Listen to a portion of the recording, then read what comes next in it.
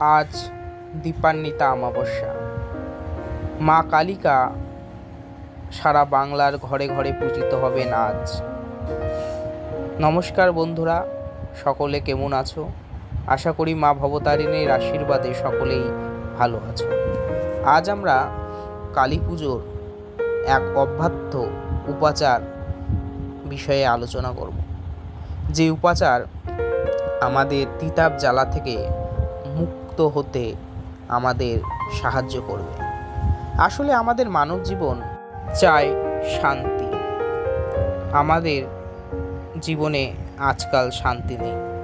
তিতাব জ্বালার কারণে হয় অর্থ, হয় বৈভব, হয় কাম, নয় বিভিন্ন জ্বালায় আমরা চলছি।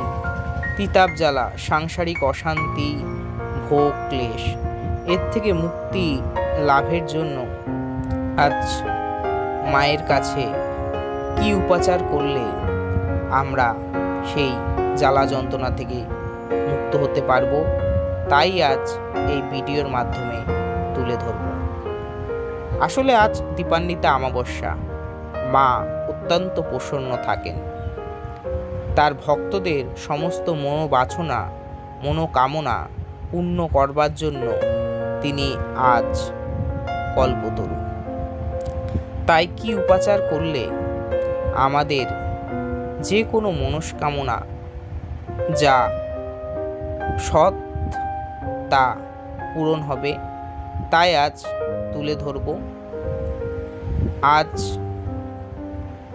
রাতে আমরা যদি পঞ্চমুখী জবা, অভাবে যে কোনো লাল জবা, সঙ্গে একটি বেলপত্র, সঙ্গে একটি শ্বেত অপরাজিতা ফুল দিয়ে মায়ের শ্রীচরণে অর্পণ করে আমাদের যে জাগতিক দুঃখ কষ্ট তা মুক্তির জন্য মায়ের কাছে প্রার্থনা করতে পারি, তাহলে মা সেটি পূরণ করবেন। আবার অনেকে আছেন যারা দারিদ্রতায় ভুগছেন। জ্যোতিষশাস্ত্র মতে সেই দারিদ্রতা প্রদান করেন গ্রহরাজ শনি। সেটিও আমাদের পূর্বজন্মের কর্মের ফল। কারণ